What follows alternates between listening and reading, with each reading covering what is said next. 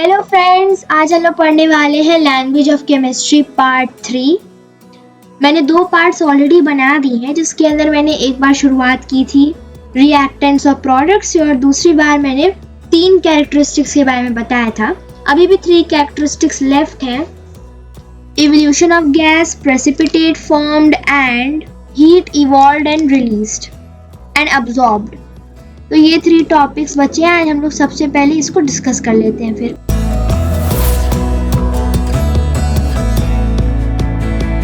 Evolution of gas का मतलब होता है, इवोल्यूशन मतलब क्या होता है? इवोल्यूशन मतलब कोई चीज जब डिवेलप होती है, डिवेलप करती है, ग्रोथ होती है।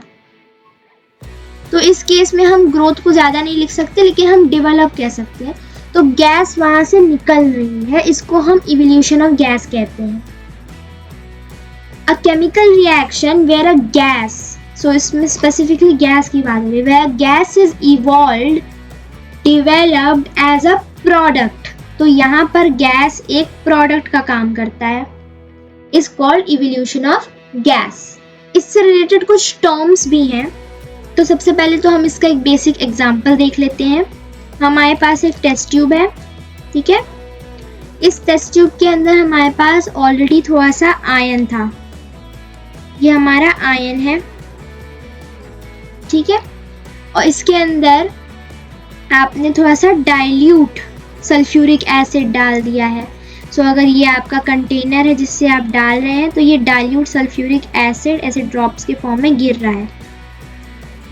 अब जब ये रिएक्शन होगा तब क्या होगा? उसी सेम टेस्ट ट्यूब के अंदर आपके पास यहाँ पर ग्रीन सा एक सोल्यूशन आ जाएगा। ये तो आपको कलर चेंज देखने को मिल जाएगा, सल्फ्यूरिक एसिड की वजह से यहाँ पे एक ग्रीन सा लिक्विड आ जाएगा, एक्वायस सोल्यूशन बन जाएगा। और आपको यहाँ पर कुछ बबल्स देखने को मिलेंगे। अगर ये हम लोग के बबल्स हैं, मैं इसको थोड़ा सा ब्लू कलर से दिखा देती हूँ। अगर ये हम लोग के बबल्स हैं, ठीक है, तो ये जो बबल्स हैं, बबल्स कैसे आएंगे? जब वहां पे गैस रिलीज होगी। तो यहाँ पर क्या हो रही है? गैस एक रिलीज हो रही है। इसको मैं जरा सा लेबल कर देती हूँ। अब ये क्या था? हमारा था डाइल्यूट H2SO4 और नीचे हम लोग का ये था Fe। जब रिएक्शन हुआ, आपने एक एडिशन रिएक्शन किया, तो जब आपने रिएक्शन किया तब आपके पास जो ग्रीन सा सोल्यूशन है, इसको हम लोग कहते हैं आयन 2 सल्फेट, मतलब FeSO4।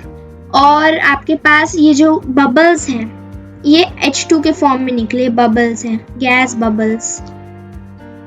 अब यहीं से हम एक चीज समझ पाएंगे कि जो बबल्स है ना, किसी भी एक्वस सॉल्यूशन के अंदर जब फॉर्मेशन ऑफ गैस बबल्स होगा, तब को हम एफर्वेसेंस कहते हैं।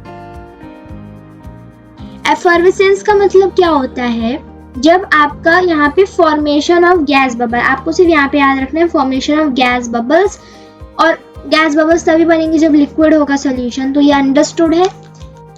जब भी कोई भी गैस के बबल्स बनेंगे एक लिक्विड के अंदर during a chemical reaction, it is termed as effervescence. तो इसकी बहुत इजी सी डेफिनेशन है।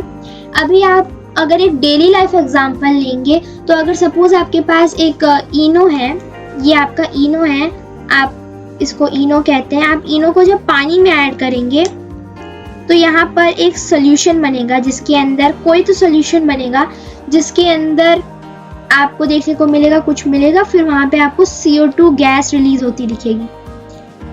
तो यहाँ पे CO2 का एफर्वेसेंस होगा। आप एफर्वेसेंस में इस तरह का अप एरो बनाते हैं, क्योंकि गैस क्या होती है? हमेशा उड़ जाती है हवा में। तो हम गैस को इस तरह से डिनोट कर देते हैं जब भी इवोल्यूशन ऑफ गैस हो रहा होता है। कुछ और एग्जांपल्स मैं आपको दे देती हूँ ताकि आपको अच्छे से समझ आ जाए।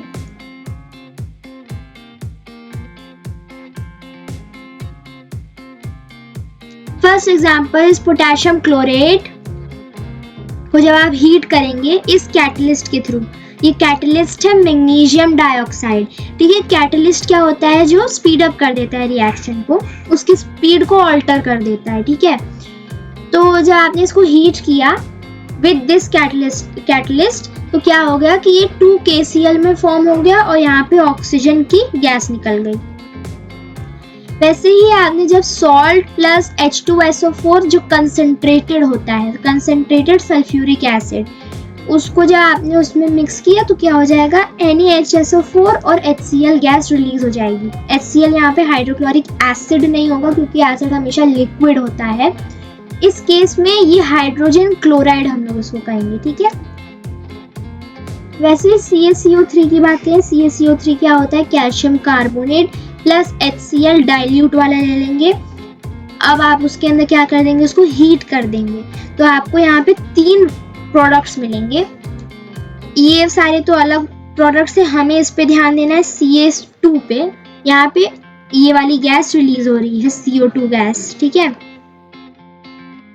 वैसे लास्ट एग्जांपल देख लेते हैं, हमारे पास है Na2SO3 सोडियम सल्फाइड, और उसको जब आपने ऐड कर दिया, मतलब उसके अंदर dilute sulphuric acid hydrochloric acid डाल दिया और उसे हीट कर दिया तो क्या हो जाएगा कि आपको मिल जाएगा सॉल्ट अलग हो जाएगा, वाटर अलग हो जाएगा और SO2 की गैस निकल जाएगी, हार्मफुल गैस है ये, ठीक है।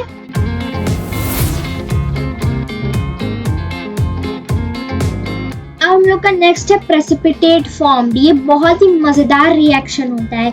इस रिएक्शन के अंदर हम लोग को मतलब केमिस्ट्री को जब हम लोग डिनोट करते हैं तो इसी तरह के रिएक्शन से करते हैं। बहुत मजेदार तरह के रिएक्शंस होते हैं जिन्हें देख के कुछ अलग सी फीलिंग आती है। तो चलो देखते हैं इसको कैसे किया जाता है। तो सबसे पहली चीज कि प्रेसिपिटेट फॉर्म्ड एक एक्वेयस सोल्यूशन में ही होगा, ठीक है।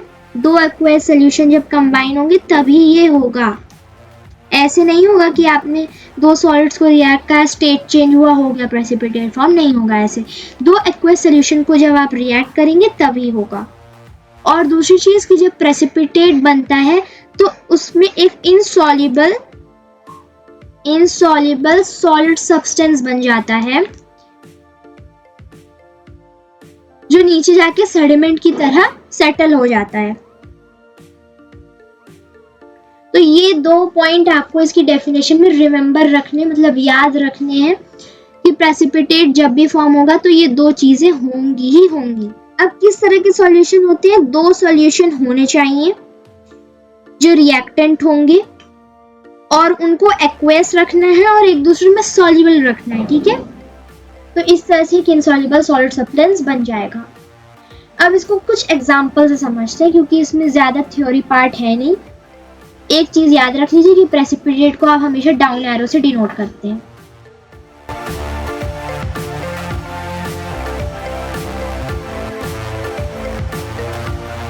तो जैसा कि आप लोग देख सकते हैं यहाँ पे हमारे पास 2 एग्जांपल्स हैं इससे रिलेटेड।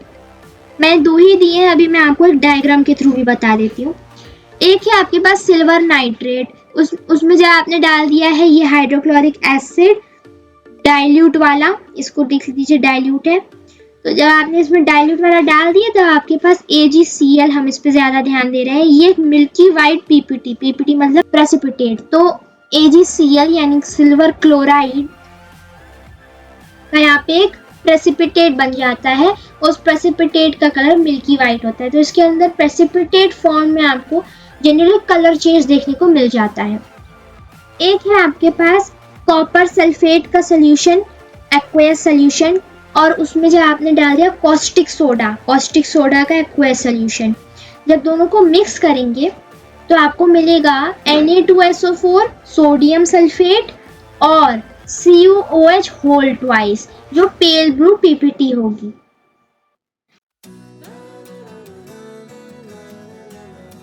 अभी आप लोग इस इक्वेशन को ना ही पढ़ें तो अच्छा है, मैं आपको इसे डायग्राम के थ्रू समझाती हूँ जिससे आपको ये समझ आ जाएगा इजीली।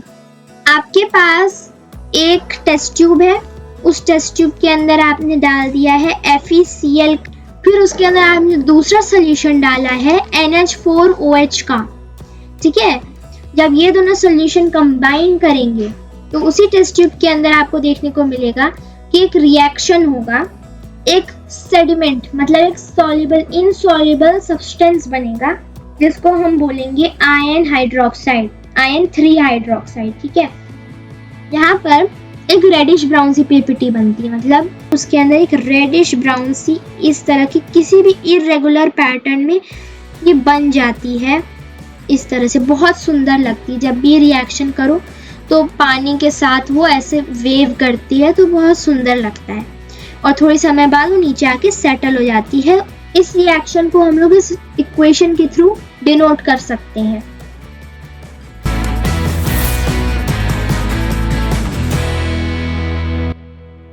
अब हम लोग इसकी लास्ट कैरेक्टरिस्टिक पे आ जाते हैं, जिसमें आपको एंडोथर्मिक एक्सोथर्मिक रिएक्शंस के बारे में पता चलेगा।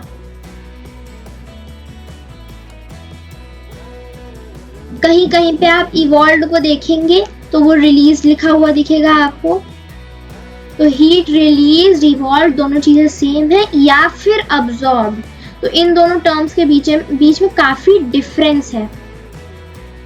सबसे पहली चीज आप अपने दिमाग में बैठा लीजिए कि हीट इवॉल्व जब भी करेगी तब वो एक एक्सोथर्मिक रिएक्शन होगा, और जब भी वो हीट अब्सॉर्ब होगी तो वो एक एंडोथर्मिक रिएक्शन होगा। यही इसकी डेफिनेशन है। एंडोथर्मिक मतलब जब भी कोई भी हीट एनर्जी कोई सब्सटेंस अब्सॉर्ब कर लेता है तब रिएक्शन होता है। Can not take place without heat. और एक्सोथर्मिक रिएक्शन कब होता है? जब हीट एनर्जी रिलीज होती है केमिकल रिएक्शन के एक एंड प्रोडक्ट की तरह। सो यही उसके बीच में डिफरेंस है। अभी हम इसको एक एग्जांपल के थ्रू समझने वाले हैं। सबसे पहले हमें देखना है कि एक्सोथर्मिक रिएक्शन क्या होता है। एक्सोथर्मिक मतलब एक्सो मतलब एग्जिट, तो एग्जिट मतलब बाहर निकलना। तो यहाँ पे हीट क्या निकल रही है? बाहर निकल रही है। इसका एक एग्जांपल है। अब आप देखेंगे NaOH और H2O। जब आप इसको रिएक्ट करेंगे तो आपके पास सपोज एक बीकर है और उसके अंदर आपने थोड़ा सा मतलब आपने उसके अंदर वाटर लिया हुआ है और उसके अंदर आपने NaOH का एक्वस सोल्यूशन डाल दिया है, ठीक है। एक्वस सोल्यूशन डालने पर क्या हो जाता है? पूरा बीकर हीट हो जाएगा। यहाँ से हीट रिलीज होगी डेल्टा, ठीक है, हीट रिलीज होगी यहाँ से। तो यहाँ पर एक एंड प्रोडक्ट की तरह देखा जाए तो there is no end product. यहाँ पे Na plus ions and OH के माइनस वाले आयंस बाहर आते हैं, ठीक है, अलग हो जाते हैं। I mean, तो इस तरह का रिएक्शन होता है। इसका एक सिंपल और दूसरा एग्जांपल देते हैं जो समझ आए। हम ले लेंगे CaO और उसके अंदर डालेंगे H2O, ठीक है। इसको रिएक्ट करेंगे तो आपको मिलेगा CaOH होल ट्वाइस और डेल्टा हीट मिल जाएगी, ठीक। ये एक एक्सोथर्मिक रिएक्शन है। तो एक्सोथर्मिक में हमेशा जो रिएक्टेंट होगा उसमें हीट होगा ही होगा। एंडोथर्मिक में ऐसा नहीं होता है। एंडोथर्मिक में हीट एब्जॉर्ब होती है। आई मीन एंडोथर्मिक के अंदर जब भी हम बात करेंगे तो सपोज हम लोग का यहाँ पे रिएक्टेंट है, एक रिएक्टेंट यहाँ, एक रिएक्टेंट यहाँ। जब आप इसको रिएक्ट करेंगे यहाँ पर हीट होगी, तो ये एक एंडोथर्मिक रिएक्शन होगा।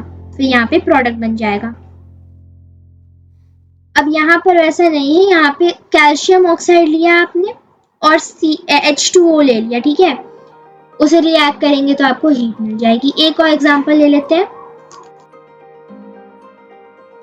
अब ये एक्सोथर्मिक रिएक्शन है 2H2 और O2। अब आपने देखा होगा, आपके दिमाग में आएगा कि इसको रिएक्ट करते हैं तो तब तो वाटर बनता है। आप इसको रिएक्ट करेंगे तो वाटर तो बनेगा बट उसके साथ हीट भी रिलीज होगी। क्यों रिलीज होगी? Because hydrogen Burns in oxygen. तो यहाँ पर जब हाइड्रोजन बर्न होगा तब यहाँ पे हीट रिलीज होगी। अब बात कर लेते हैं एंडोथर्मिक की। एंडोथर्मिक रिएक्शन क्या होता है? एक ऐसा रिएक्शन जहां पर आपको दिखेगा कि हीट अब्सॉर्ब करके ही रिएक्शन हो पा रहा है, ऐसे नहीं हो पाएगा रिएक्शन, ठीक है। तो उस तरह के रिएक्शन में क्या होगा कि अभी तो वैसे हम हीट की बात कर रहे हैं, इस तरह का रिएक्शन लाइट में भी हो सकता है। एंडोथर्मिक रिएक्शन लाइट में भी प्रेजेंस ले सकता है। बस एक ही उसका एग्जांपल मैं दे पाऊंगी अभी आपको, वो है फोटोसिंथेसिस।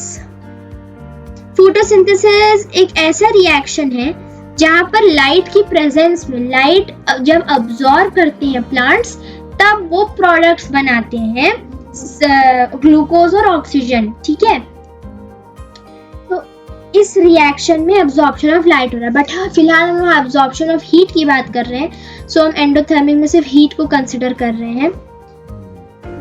यहाँ पर हम एक एग्जांपल ले सकते हैं, N2 plus O2 when heated at 3000 degree Celsius, तब हमें मिलेगा नाइट्रोजन मोनोऑक्साइड। सो ये एंडोथर्मिक रिएक्शन है जहां पर अगर हीट नहीं होती तो ये रिएक्शन नहीं होता। वैसे ही अगर आप फोटोसिंथेसिस की बात कर ले, अगर आप डार्क रूम में प्लांट को रखेंगे और कितना भी CO2 डालेंगे, कितना भी वाटर डालेंगे, वो फोटोसिंथेसिस का प्रोसेस नहीं होगा, क्योंकि सनलाइट नहीं है वहां पे, या फिर आर्टिफिशियल लाइट भी तो चल जाती है, तो कोई भी तरह की लाइट नहीं है वहां पे जिससे वो रिएक्शन हो पाए।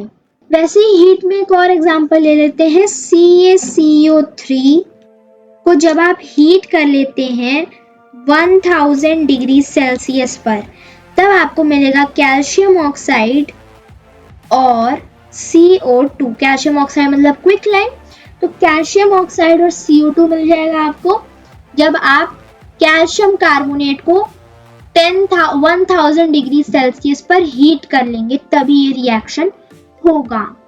तो इस वीडियो में अब हम लोग इतनी ही डिस्कशन करेंगे। अगले वीडियो में हम लोग कंडीशंस की बात करेंगे जो केमिकल रिएक्शन को अकर करने में नेसेसरी होती हैं, उसमें हम लोग कैटलिस्ट की भी बात कर लेंगे। Thank you friends.